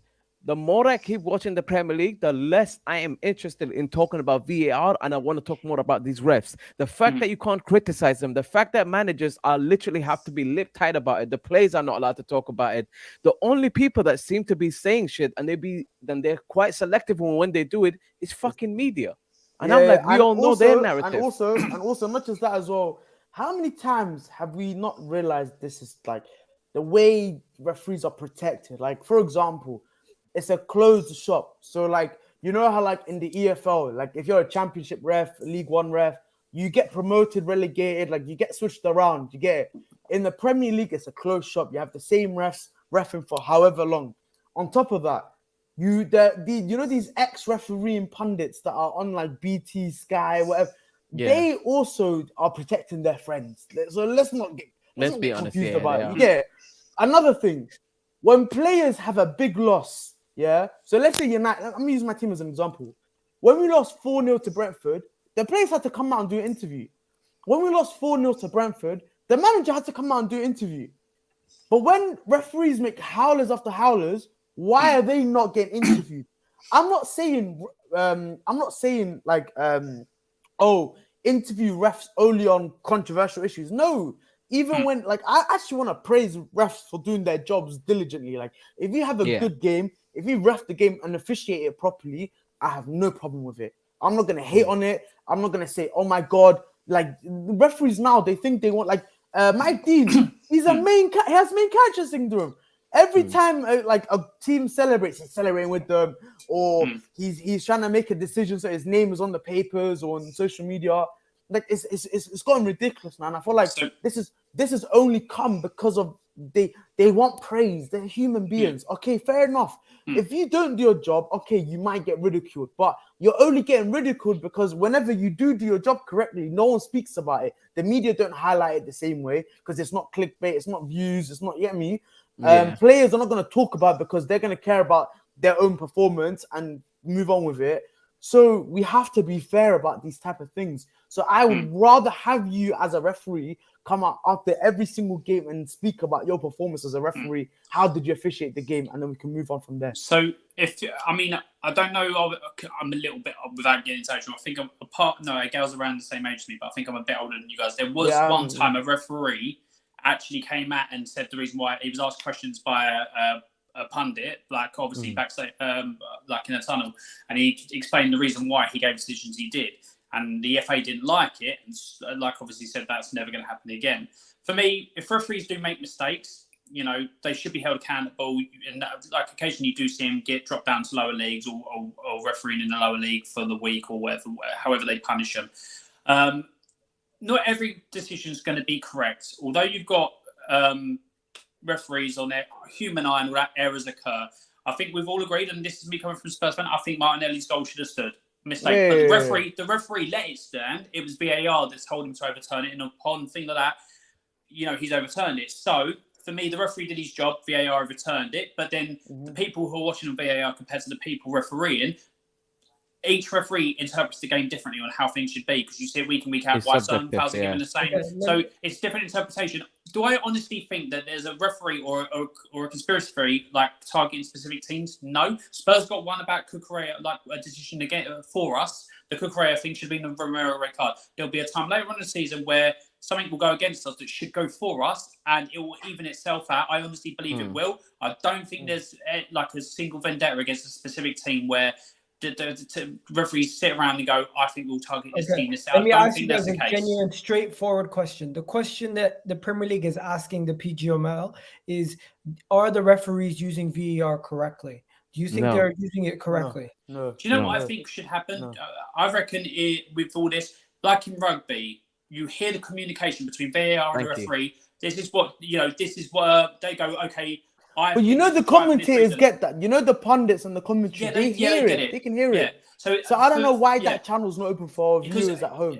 In rugby, the referee says on the pitch, for me, it's a try. I didn't see anything wrong. And they look back at it and they go, okay, look at this. And they talk between, like sometimes he doesn't look at the TV. Sometimes they just talk and they say, no, you got it wrong because there was a slight knock on or whatever it was. And then they go and look at the screen and then they decide, and you can hear it all and you can understand. I think because us fans in football, we don't hear what's being said. We just think they're not doing their job properly, because some fan bases go, they didn't even go to VAR. But obviously, any big decision is gone to by VAR, because we don't hear it. Fans instantly go, they don't check VAR, they're against us. And I don't think that's the case. I think we need to hear crucial decisions. We need to hear what's being said.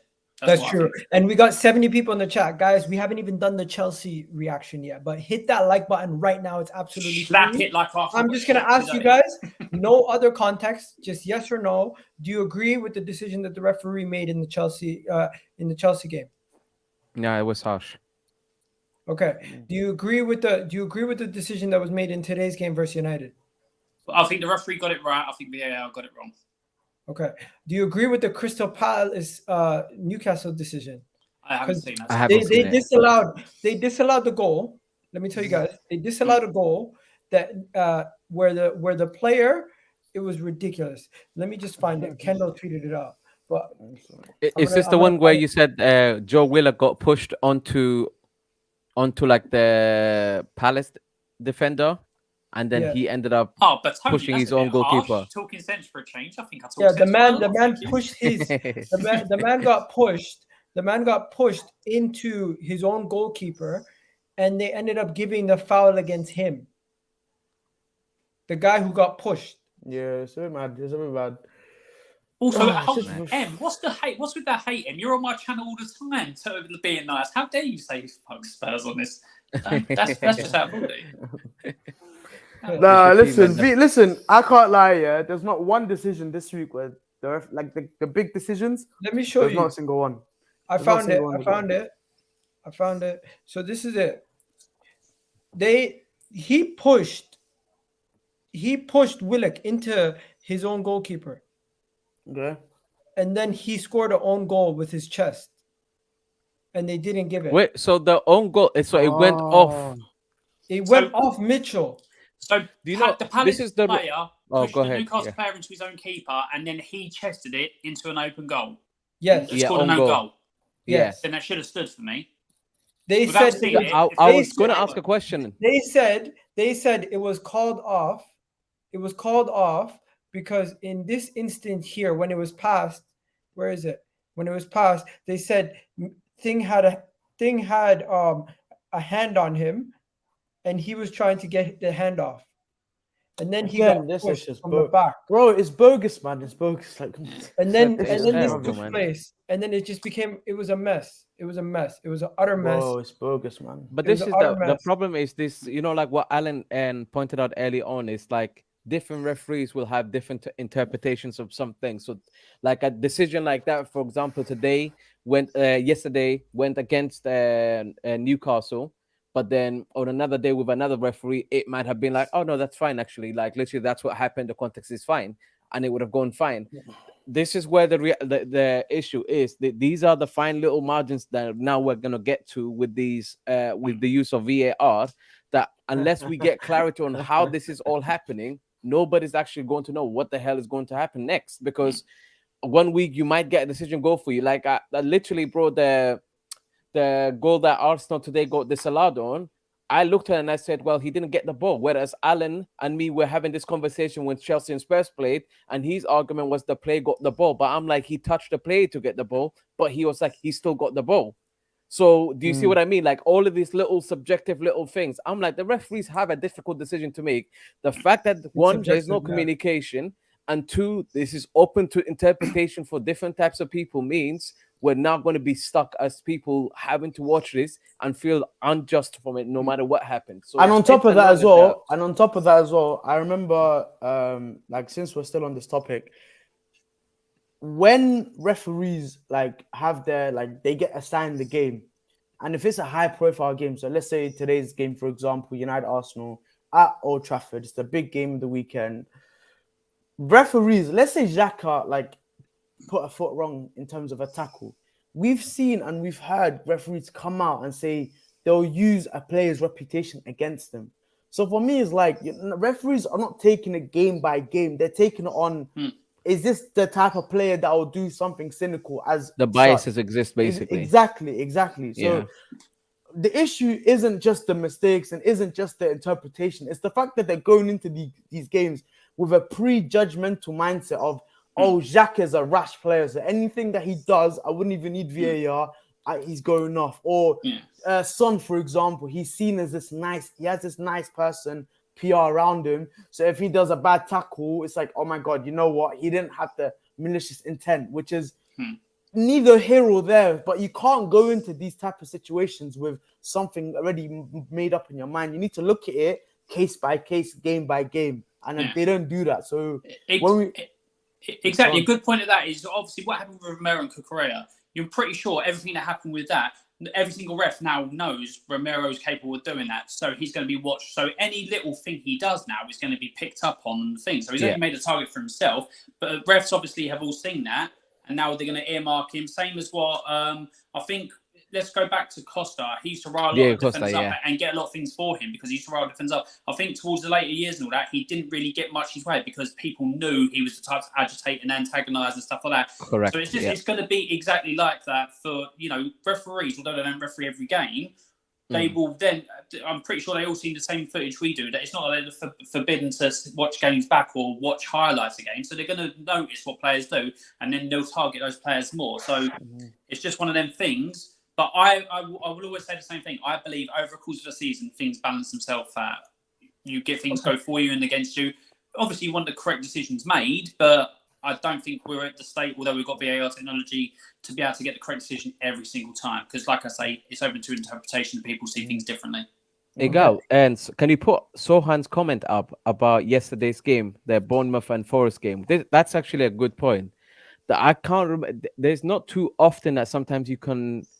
I mean, I guess you can, but like there's not too often where you sometimes see a referee getting asked to go look at VAR. He looks at it and he still sticks to his decision. But that was a little bit different yesterday when I was watching this game. And referees, referees aren't meant like VAR isn't the precedent. The referee has the precedent of the final say. Exactly. Yeah. So when they go to the screen, I don't know why it's like, oh my god, now that I've seen this, I got to like, okay, there are circumstances where you might have made a mistake in the moment and you look back and you're like, all right, you know what, I'm going to correct it. But as refs, you have the final say. So sometimes, sticking by your decision, knowing full well the context of everything is not a bad shout. The problem... Oh, go ahead, sorry. For me, this is what goes back to we should hear what they say. And here's the reason why. Because obviously when refs are told to go to screens, fans have it in their heads that they're told to go to screens and VAR are just saying to them, no, you got it wrong, you overturn it. The referee could be saying, like, speaking to them, and while he's saying that, he goes, okay, what am I meant to be seeing here? And they say, and he goes, he will probably say, whilst on the, like, speaking to them for the thing, I didn't see that first time, you're correct or wrong. We need to hear that to see, is the referee just being told what to do, or is he actually making a decision himself, or go, I didn't give it, because if he's going, okay, like the Van Dijk thing, I didn't think it was malicious. I didn't think it was out of control. But like looking back at it, he actually like it's like an ankle breaker and all that. For me, it's malicious and all that, and that's why he changed it or changed it. He never done it, but it would be if you hear that dialogue and then reason why they come to a decision. Because at the moment, fans just he goes to the screen, he gets told that's incorrect, and he overturns it. He doesn't think for himself, or they don't have a conversation. That's why I think we need this type of stuff. It's weird because remember there's this precedent that even we've gotten used to. When like a VAR decision is called for the ref to have a look, usually it's to overturn. Oh yeah. So we're accustomed to that sort of mindset with it. That when I saw this Bournemouth one, I was like, wow, this is a little bit different. I didn't expect this, but I'm like, it's a nice little present. Why do you think fans, when decisions are going in their favor, and like let's say they were hard done by in the initial decision, why do you think when they get sent to the monitors, you hear cheers around the stadium because you think they're gonna get overturned? So that's the whole point of it. It further highlights maybe the implementation that we have in this league in particular has not been actually done as clear as it needs to be, and it's clearly still not in the most effective phase. And once we get there, maybe we will have these things that Alan has already suggested, like hearing what they're communicating about, but also kind of having this clarity of like the referee on the pitch is who gets the final say. The only thing the people at VR are doing is saying, ref, I think you should have a look at this again because we've seen this. That way he goes to that monitor, and the only thing I want is that consistency from VAR to look at decisions that are actually key, because there are some times where also it's still quite subjective with them. And like, clear and it's obvious. not an obvious. Exactly, clear and obvious. Bro? They need to scrap this. They need to scrap this clear and obvious rule, because now you're making someone else's interpretation of what clear and obvious is, especially when in the rule book itself it doesn't specify what it means.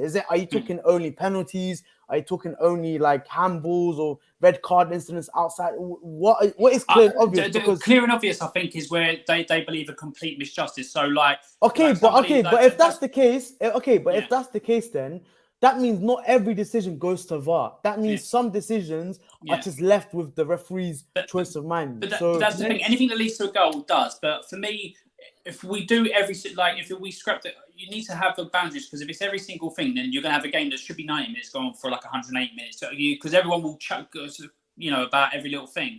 So I think you need to find like the big talking moments, like any potential red goals, stuff like big decisions. I think should still be the main forefront, and then if you can find a way to bring in other decisions that might take a little bit more time.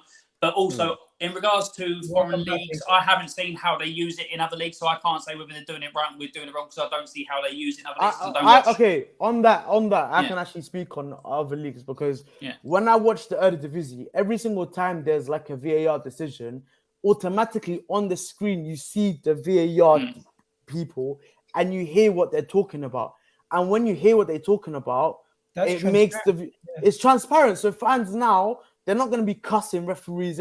They now know what the chain of thought was leading up to like an overturn, or if a decision stays the same. And I don't know why in England there's this like, not secrecy, but it's the communications are not open for the fans at home. Like obviously if you're at the stadium, you have the screen and that's what you get because you're in the stadium. But for those at home, even like what I said earlier with the interviews, like there needs to be ways where referees not only get criticized for when they're wrong, but also get praised for when they do the right things. Because when a referee makes the right decision, I never hear anyone praising him. I never hear saying referees had a great game today. Like I don't hear that. So naturally, when they don't hear these type of things, they're obviously gonna want to stand out in some way of capacity. So you end up seeing them making these controversial decisions, and unfortunately, it's just the way it is right now. And I hope it does change.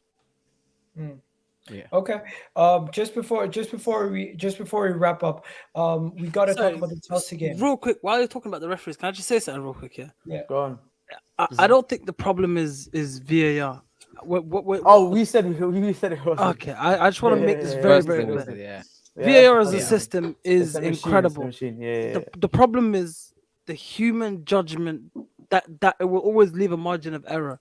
You will never see consistency in three decisions. The goal that got disallowed for Arsenal today, Leicester had a goal given, which the tackle looked pretty similar to the one that Odegaard did to Thinky.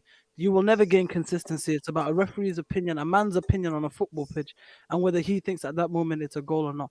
My thing is the rules, the actual guidelines that referees are set to follow cause most of these problems, because one, they're very wishy-washy and they leave a lot up to opinion and up to decision.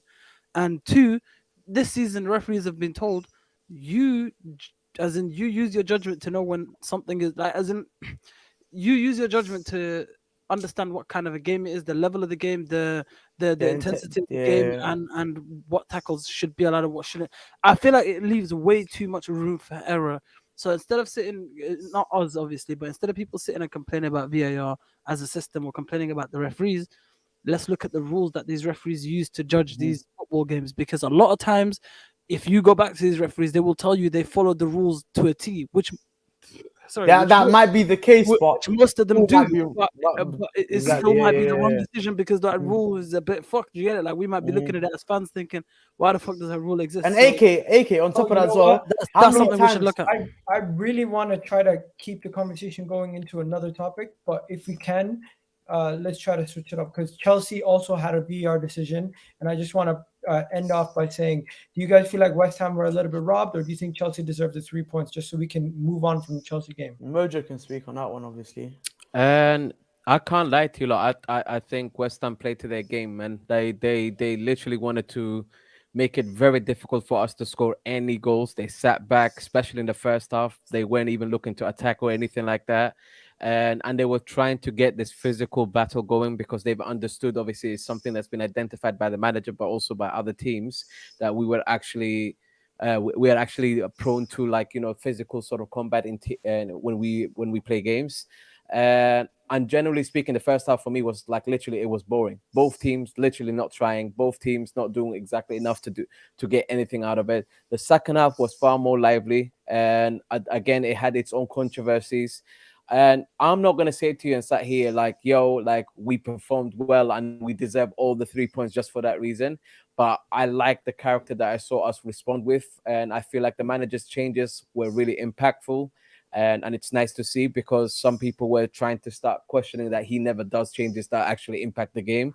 That was a nice change for us to see, and at least maybe it might make people think twice about, maybe it's just about availability of players and just sometimes giving players the opportunity to try and get there. And personally, for me, again, performance was not really where I want it to be. So I personally wasn't happy with the performance overall, and I think we need to be a lot better than that this season if we want to be anywhere in any conversation. And so for me, I've left the game thinking, thank God we got the 3 points. West Ham, yes, you have a harsh reality to look at with that VAR decision, but it happens to all of us, unfortunately. You just happen to be the person that faces it this week. There you go. And then just to let you guys know, the poll results for that question about VAR is in. 67% voted yes, that the Premier League does have a problem using VAR. That's why it's creating controversy. Also, Liverpool's title race. Yes, Liverpool's title race is over. The vote has voted. Did you do the same old Arsenal one?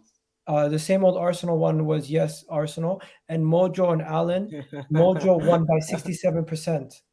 People agreed with MOJO. Wait, MOJO and Alan? Yeah, when you guys were having a little debate. Oh, it's an Arsenal fan. Of course they're going to do that. It's an Arsenal channel. I'm just gonna. I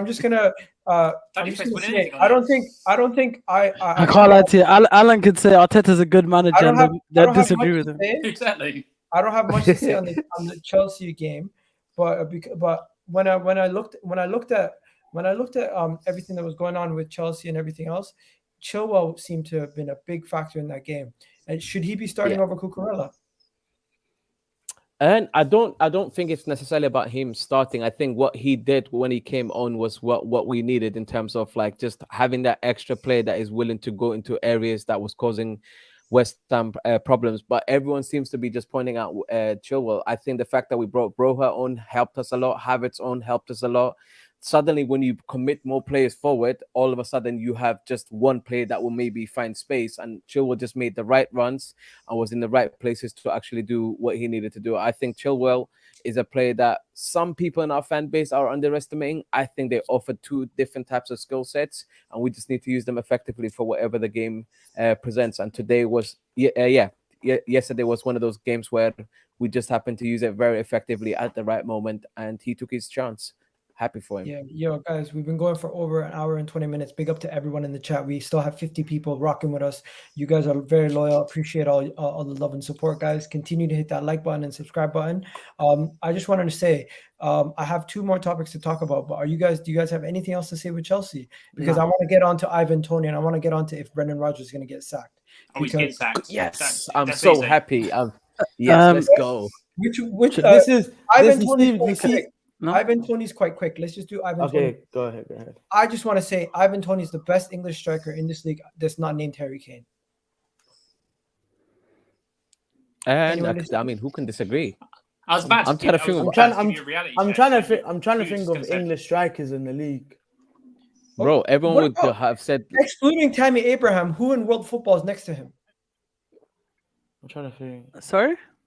English strikers, Abraham, English strikers. I'm trying to think. Not named Harry Kane. You've not picked the best parameters. Harry Kane is not in this conversation because he's in a bracket of his own. Okay, so I think the second. I'll call out to Harry Kane is the only recognized English striker there is. The rest of them are bums. Oh, Vardy. Is he better than Vardy? Nah, Vardy's declined. Vardy's done, man. He's that declined. age, man. His space is not The there. Red Bull's the team catching is up. underperforming. Yeah, that's The Red Bull's catching up.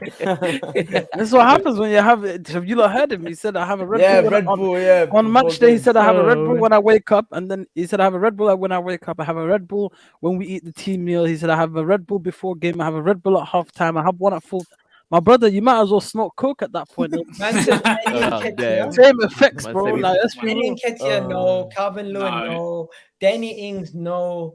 You know what? Yeah, you know what? He's the second best of a bad bunch. Yeah, okay, that as well. But you know, there was a period of time when Danny Ings was meant to be the guy because of how his finishing was so good, and he can. You see how you use past tense there. No. I had to. Like, that's how low it's gotten, bro. Let's get on to the topic you guys actually all want to talk about: the 4'4" Brendan Rodgers. This is can I start? Yeah, let me start. AK segment. I promise. Let me start. No, wallahi, I'm part of the segment. No one has more hate for him than I do. And let me go first. He said it on my channel. MOJO has been talking about him for like 2 years. Oh no, bro! I've been talking about him from the moment he stepped into Leicester City. From the moment he stepped into Leicester City, I have been talking about this man. Let me tell you why. This man is the most arrogant, useless guy I have ever seen manage a football club.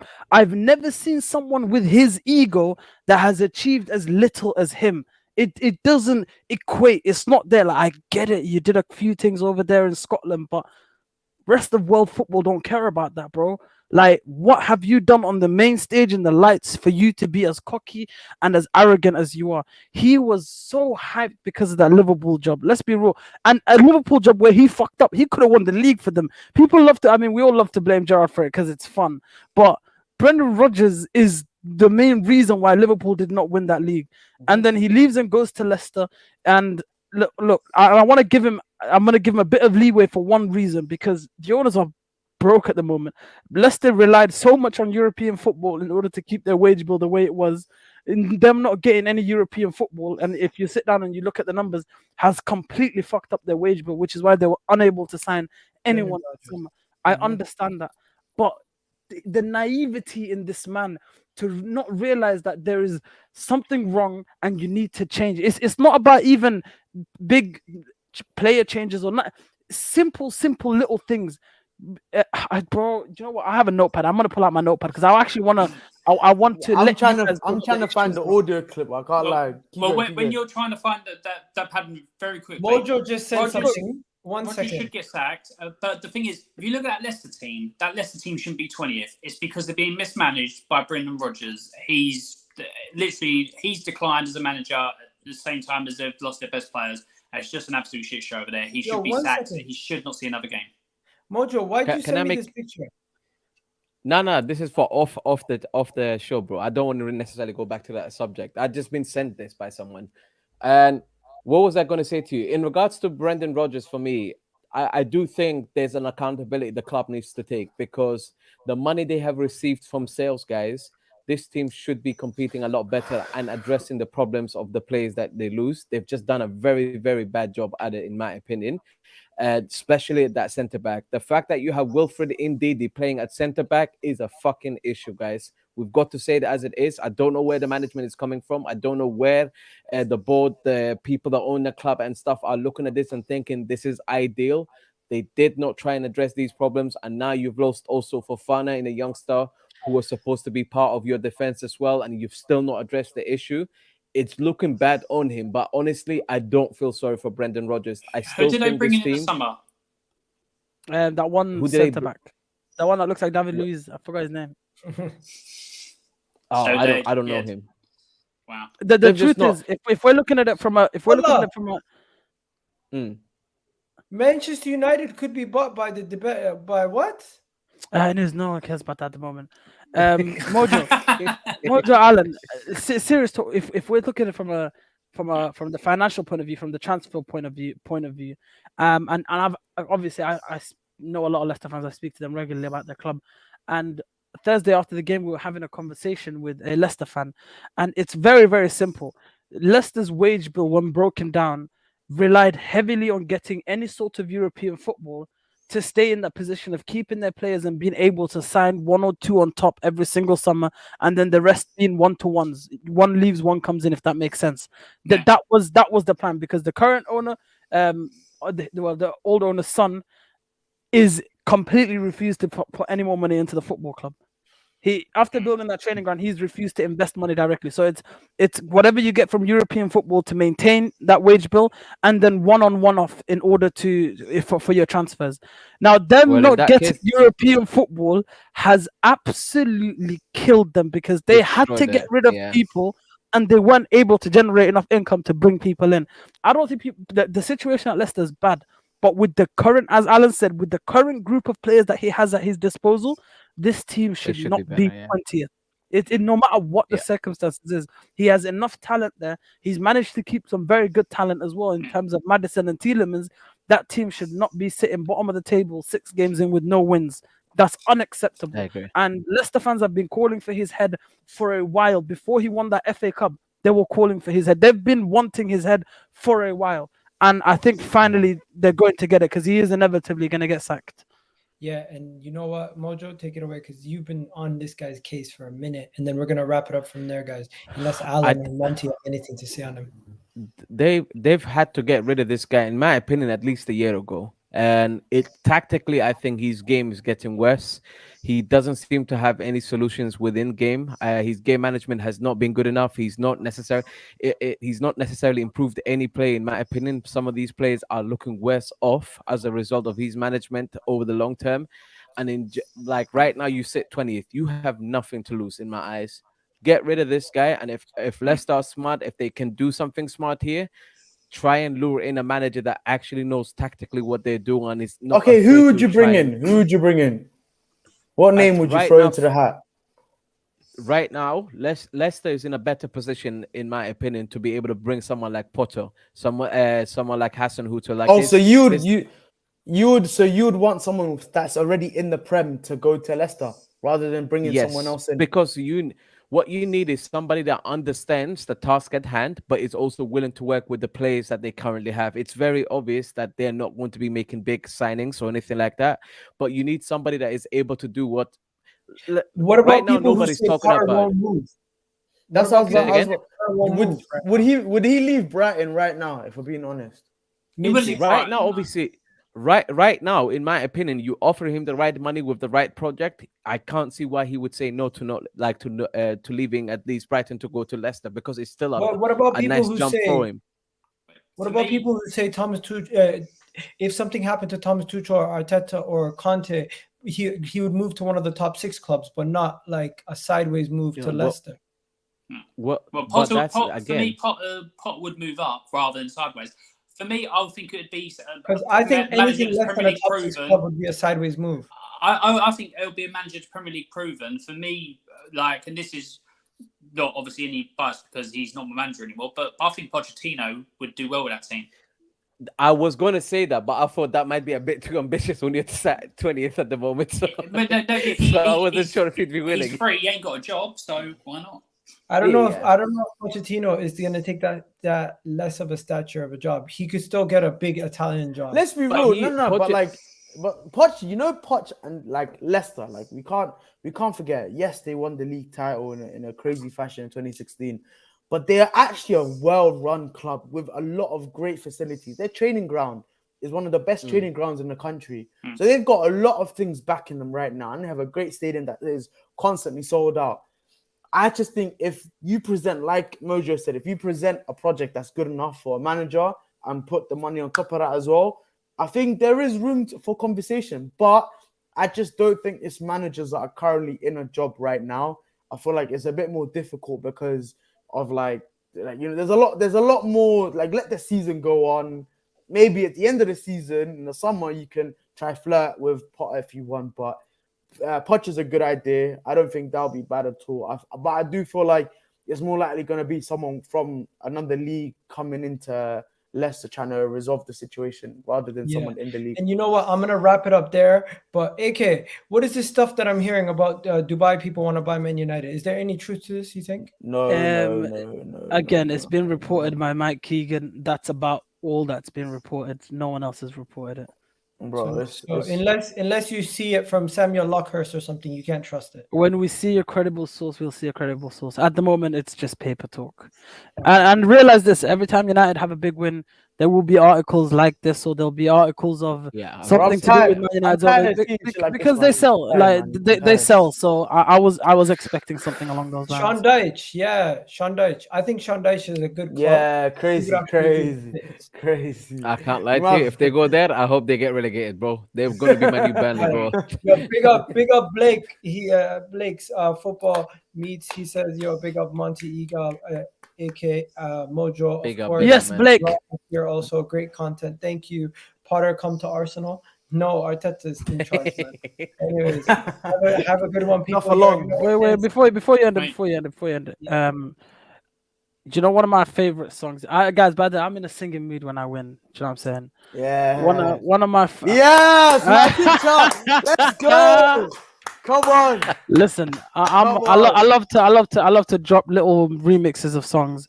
One of my favorite songs in world football is Liverpool's Ale Ale Ale. I don't know if you lot know that one very well. Yeah, obviously, we normally remix it for Arsenal. Arsenal don't have any original songs for me to remix because they always steal other people's chants. So I'm gonna have to. I said this one, it goes is just for you. Oh fuck, shit, bullshit. Ready? Yeah. Yeah, ready. All right.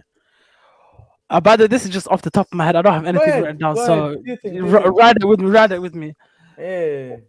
All the way to Old Trafford to end up in defeat, crying about the refs, crying in defeat.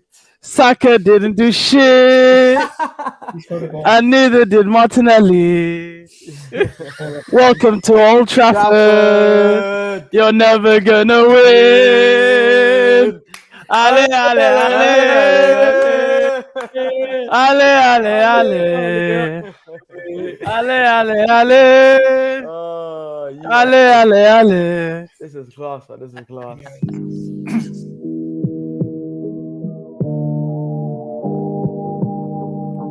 Chelsea.